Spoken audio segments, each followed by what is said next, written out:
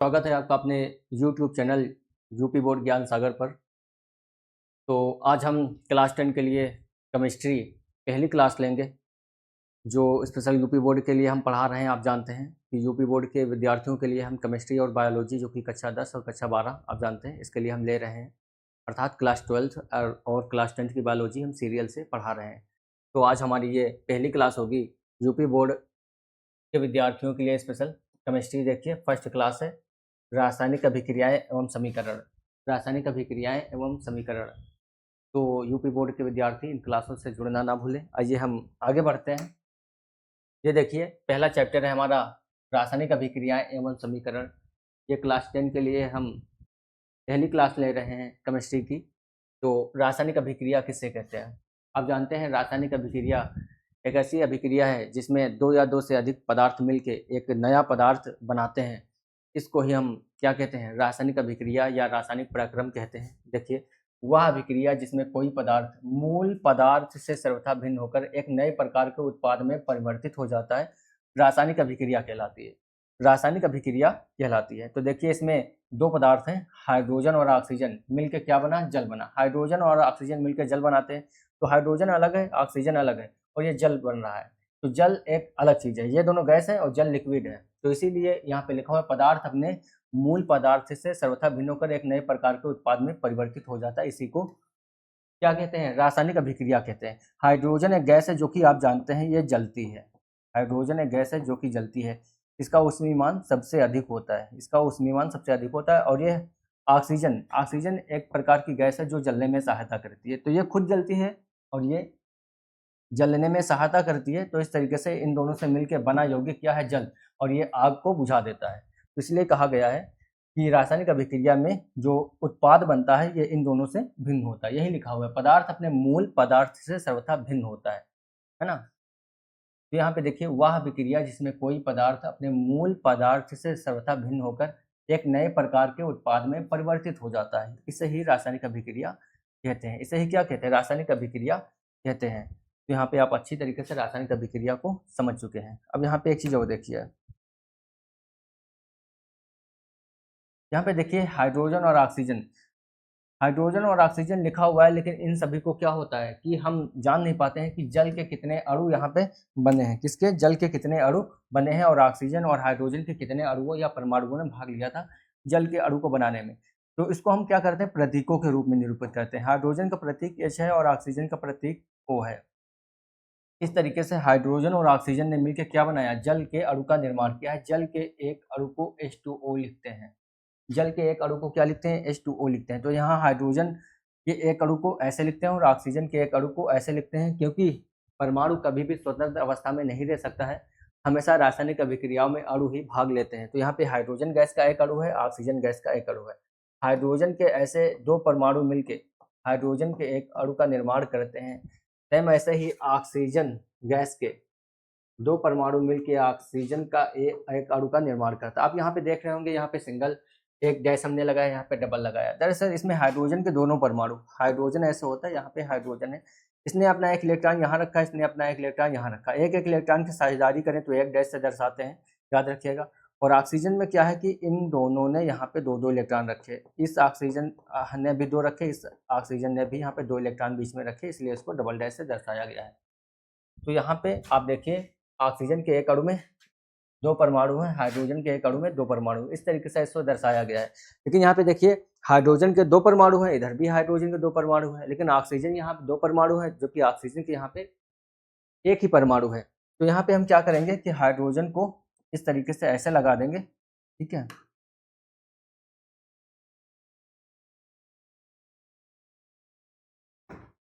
Hydrogen में इस तरीके से दो लगा देंगे और इस तरफ भी हम दो लगा देंगे। अब इसको इस तरीके से इसमें मल्टीपल हो जाता है, दो को दो से गुणा हो जाता है, दो से दो गुणा करेंगे तो बराबर कितना आएगा? 4। हाइड्रोजन के परमाणु इस तरफ है 4, इस तरफ कितने भी हैं? दो को दो से गुणा करेंगे, सेम वैसे ही 4 हो जाएंगे। ऑक्सीजन के यहाँ परमाणु कितने हैं? 2। तो ऑक्सीजन के यहाँ भी परमाणु 2 हैं, क्योंकि आप जानते हैं अगर कोई चीज़ हम ऐसे लिखते हैं 2ABC, यहाँ पे ए कितने हैं? 2 हैं। बी कितने हैं?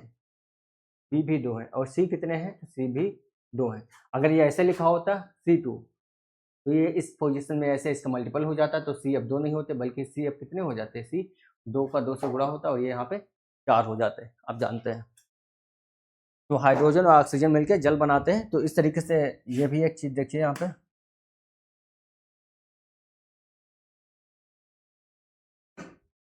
ये दोनों क्या है, ये एरो जो तीर का निशान है, इस दोनों और जो पदार्थ हैं इन्हें कच्चे पदार्थ या अभिकारक कहते हैं।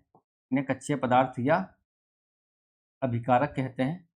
और तीर के निशान के इस तरफ जो चीज़ बनती है उसे उत्पाद कहते हैं। क्या कहते हैं, उत्पाद। ये प्रोसेस होके बनते हैं, इसमें जब प्रोसेस होता है तो ये उत्पाद बनता है। और ये क्या होता है, ये अभिक्रिया होती है, यहाँ पे अभिक्रिया का नाम लिखा जाता है। तो इन तत्वों को क्या होता है, प्रतीक के रूप में निरूपित करते हैं। तो आइए कुछ बात करते हैं थोड़ी सी। सबसे पहले आपको 1 से लेकर 30 तक तत्वों के नाम क्या याद होना चाहिए, तत्व के नाम, उनके प्रतीक और ये परमाणु क्रमांक। 118 प्रकार के तत्व हैं, तो कम से कम 1 से लेकर 30 अर्थात परमाणु क्रमांक 30 तक आप तत्व के नाम, उनके प्रतीक और परमाणु क्रमांक जरूर याद कर लें, तभी आप केमिस्ट्री को अच्छी तरीके से समझ सकते हैं। चाहे वो क्लास 10 की केमिस्ट्री हो या क्लास 12 की हो या आगे BSc की हो, हर एक जगह काम आएगा। जैसे ये यहाँ पे तत्व का नाम आप जानते हैं, पहला तत्व है हाइड्रोजन। पहला तत्व कौन सा है, हाइड्रोजन। इसका प्रतीक क्या होता है, आप जानते हैं H होता है, परमाणु क्रमांक 1 होता है। दूसरा है कौन सा है, हीलियम। दूसरा कौन सा है, हीलियम। हीलियम का प्रतीक क्या होता है, He होता है और इसका परमाणु क्रमांक 2 होता है। इसी तरीके से परमाणु क्रमांक 30 तक आप अच्छे से याद कर लें, इससे आप अच्छी तरीके से रासायनिक अभिक्रियाओं, उनके प्रतीकों और ये जितने भी इलेक्ट्रॉन प्रोटॉन है आप इसको समझ पाएंगे। आगे बढ़ते हैं हम। यहाँ पे लिखा है संतुलित रासायनिक समीकरण। देखिए अभी हमने लिखा था जैसे ये H2 है और प्लस O2 है और ये मिलके जल के एक अणु का निर्माण कर रहे हैं, जल के एक अणु का निर्माण कर रहे हैं। तो यहाँ पे देखिए क्या ये संतुलित है, जी संतुलित नहीं है। हाइड्रोजन 2 है, हाइड्रोजन यहाँ भी 2 है, इस अभिकारक में ऑक्सीजन 2 है, लेकिन ऑक्सीजन में यहाँ पे एक ही परमाणु है। तो यहाँ पे ऐसी पोजीशन में 2 लगा देते हैं और यहाँ भी हम 2 लगा देते हैं।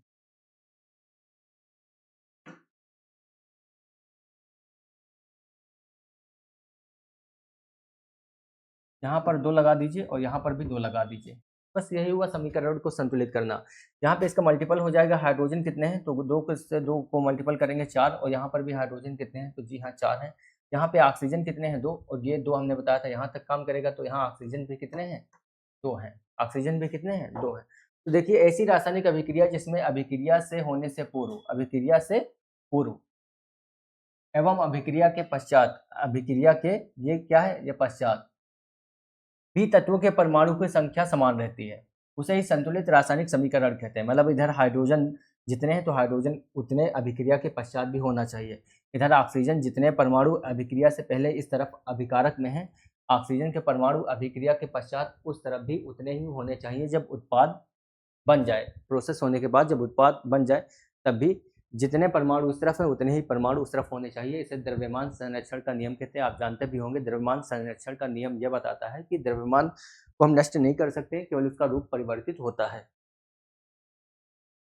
आगे देखिए, इसमें अभिकारक तथा उत्पाद में किसी भी तत्वों के परमाणु की संख्या घटती बढ़ती नहीं है। ये देखिए हमने बताया था, ये इतना अभिकारक है, ये इतना उत्पाद है। तो परमाणु की संख्या घटती बढ़ती नहीं, अर्थात उतनी ही रहती है जितनी अभिक्रिया से पूर्व थी। अभिक्रिया से पूर्व जितने परमाणु हैं, अभिक्रिया के पश्चात भी उतने ही परमाणु हैं। आप देख लीजिए, हाइड्रोजन हमने बताया था यहाँ 4 हैं, तो यहाँ भी देखिए 4 हैं। ऑक्सीजन 2 है, तो ऑक्सीजन यहाँ भी परमाणु 2 है। ठीक है, ये क्या है, कुछ अभिक्रियाएं, इसको हम अगली स्लाइड पे बताते हैं आपको। आइए अगली स्लाइड पे चलते हैं।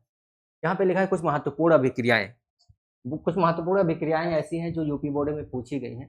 ये अभिक्रियाएं यूपी बोर्ड में पूछी गई हैं। आइए हम इन अभिक्रियाओं के ऊपर बात करते हैं। देखिए पहली है संयोजन या संकलन अभिक्रिया। संयोजन को ही संकलन कहते हैं। संयोजन अभिक्रिया या संकलन अभिक्रिया ऐसी अभिक्रिया होती है जिसमें अभिक्रिया से पहले 2 या 2 से अधिक पदार्थ आपस में जुड़ जाते हैं और एक नया पदार्थ बना लेते हैं। क्या होता है, जुड़ जाते हैं। देखिए संयोजन अभिक्रिया ऐसी अभिक्रिया है जिसमें एक या एक से अधिक अभिकारक, ये एरो से पहले ये इस तरफ क्या है, अभिकारक है, परस्पर संयुक्त होकर ये जुड़ जाते हैं और एक नया उत्पाद बनाते हैं। जैसे ये देखिए यहाँ पे कैल्शियम ऑक्साइड, ये कैल्शियम है, आप जानते हैं Ca किसका प्रतीक है, Ca कैल्शियम का प्रतीक है और O ऑक्सीजन का प्रतीक है। तो कैल्शियम ऑक्साइड, इसे बिना बुझा चूना कहते हैं। सामान्य नाम इसका क्या है? बिना बुझा चूना। और एस क्या है? ये एस बताता है कि ये चीज सॉलिड है। एस क्या है? SOLID, solid. सॉलिड मतलब ठोस। कैल्शियम ऑक्साइड ठोस के रूप में लिया गया है। और ये H2O जल है। और ये क्या लिखा हुआ है? Liquid, LIQUID, liquid. लिक्विड मतलब आप जानते हैं तरल होता है।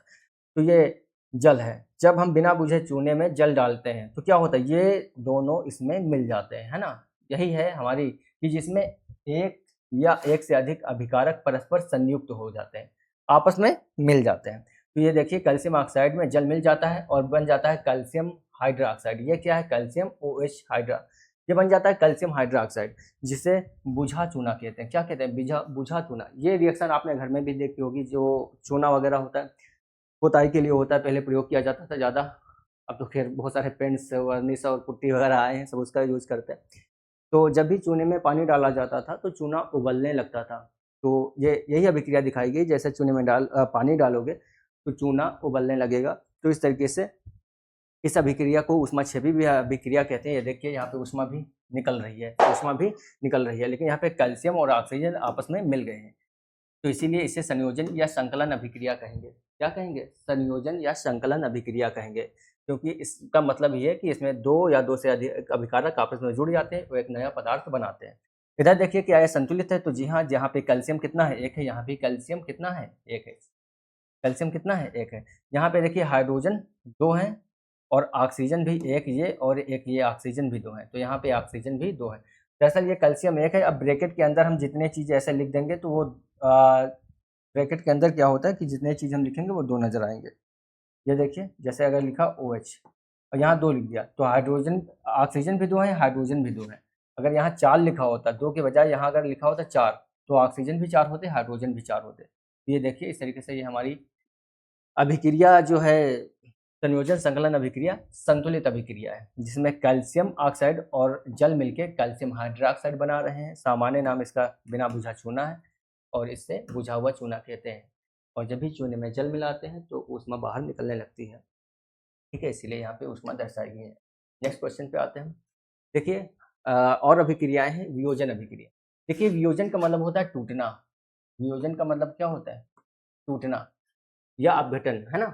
तो ऐसी अभिक्रिया है जिसमें कोई अभिकारक अभिकारक कौन सा होता है? ये तीर का निशान, इस तरह जो भी चीज होंगी वो सब अभिकारक कही जाएंगी। कोई भी अभिकारक प्रकाश, ताप या विद्युत के प्रभाव से टूट जाता है। मतलब ये कोई भी अभिकारक होता है, प्रकाश के प्रभाव से टूट जाता है या ताप के प्रभाव से टूट जाता है या विद्युत के प्रभाव से टूट जाता है। प्रकाश के प्रभाव से टूटे तो प्रकाश अपघटन या प्रकाश वियोजन, ताप के प्रभाव से टूटे तो ताप अपघटन, है ना। विद्युत के प्रभाव से टूटे तो विद्युत अपघटन। आगे देखते हैं। तो ऐसी अभिक्रिया है जिसमें कोई अभिकारक प्रकाश, ताप या विद्युत के प्रभाव से टूटकर दो या दो से अधिक सरल प्रकार के पदार्थों में परिवर्तित हो जाता है। वियोजन या अपघटन अभिक्रिया कहलाती है। देखिए पहला यहाँ पे विद्युत अपघटन, मतलब विद्युत के प्रभाव में कोई पदार्थ टूट रहा है। देखिए यहाँ पे जल है। क्या है? जल है। तीर के निशान से पहले ये क्या है? अभिकारक है, जल है। विद्युत अपघटन किया गया, है ना। यहाँ पे इस तरीके से जल के साथ विद्युत अपघटन की प्रक्रिया की गई, जिसमें क्या ये हाइड्रोजन बना और ऑक्सीजन बना। हाइड्रोजन और ऑक्सीजन, देखिए यहाँ पे हाइड्रोजन और ऑक्सीजन बन गए। तो ये संयुक्त पदार्थ था, अभिकारक था, और ये टूटकर सरल पदार्थों में परिवर्तित हो गया है। और यही हमारी परिभाषा है कि कैसे पदार्थ बन जाते हैं? सरल प्रकार के पदार्थ बन जाते हैं। कैसे पदार्थ बन जाते हैं? सरल प्रकार के पदार्थ बन जाते हैं, है ना। तो विद्युत अपघटन देखिए, विद्युत अपघटन क्या है? वह रासायनिक प्रक्रिया जिसमें कोई यौगिक विद्युत के प्रभाव से दो या दो से अधिक सरल पदार्थ में अपघटित हो जाता है ना, विद्युत अपघटन प्रक्रिया कहलाती है। जैसे ये आप देख सकते हैं। ठीक है, तो ये क्या है? विद्युत अपघटन है। आगे हम बढ़ते हैं। ऊष्मीय अपघटन, अर्थात कोई यौगिक ऊष्मा के प्रभाव से अगर टूट जाए तो उसे ऊष्मीय अपघटन कहेंगे। आइए देखते हैं। ऊष्मीय अपघटन वह रासायनिक अभिक्रिया जिसमें कोई अभिकारक किससे कहते हैं? तीर के निशान से पहले जो चीज है उसे अभिकारक कहते हैं। ऊष्मा के प्रभाव से दो या दो से अधिक सरल पदार्थों में परिवर्तित हो जाए तो ऐसी अभिक्रिया ऊष्मीय अपघटन कहलाएगी। देखिए ये कैल्शियम कार्बोनेट है, इसे क्या कहेंगे? कैल्शियम कहेंगे। और ये इतना क्या है? कार्बोनेट है। तो ये कैल्शियम कार्बोनेट है और ये ऊष्मीय अपघटन, ऊष्मा के प्रभाव से टूट रहा है।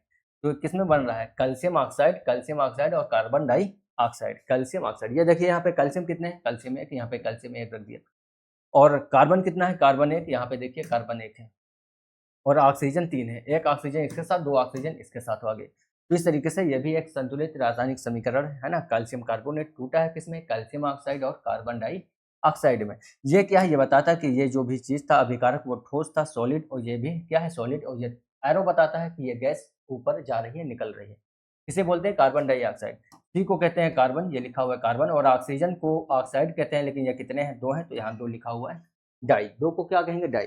तो कार्बन और डाई ऑक्साइड, ठीक है। तो ये क्या था, ऊष्मीय अपघटन। अगली जो रिएक्शन है उस पर हम चलते हैं। देखिए यहाँ पे है प्रकाश अपघटन। आप जानते हैं कोई ऐसा पदार्थ या अभिकारक जो प्रकाश की उपस्थिति में 2 या 2 से अधिक सरल पदार्थों में टूट जाए, तो ऐसी अभिक्रिया को ही प्रकाश अपघटन कहेंगे। क्या कहेंगे, प्रकाश अपघटन कहेंगे। देखिए जब कोई यौगिक प्रकाश की उपस्थिति में 2 या 2 से अधिक पदार्थ में टूट जाता है तो यह प्रक्रिया प्रकाश अपघटन कहलाती है। देखिए ये सिल्वर क्लोराइड है, आप जानते हैं Ag किसका प्रतीक है, सिल्वर, यानी चांदी का प्रतीक होता है। ये सिल्वर क्लोराइड है, प्रकाश अपघटन हुआ जो टूट गया सिल्वर में और क्या, क्लोरीन में। सिल्वर में और क्या, क्लोरीन गैस में। अब यहाँ पे सिल्वर के कितने परमाणु हैं, 2 हैं। अभी हमने बताया था 2 इसके लिए भी काम करेगा और ये 2 इसके लिए भी काम करेगा। तो यहाँ पे सिल्वर भी 2 है और क्लोरीन के भी 2 परमाणु हैं। इस तरीके से यह भी रासायनिक समीकरण संतुलित है।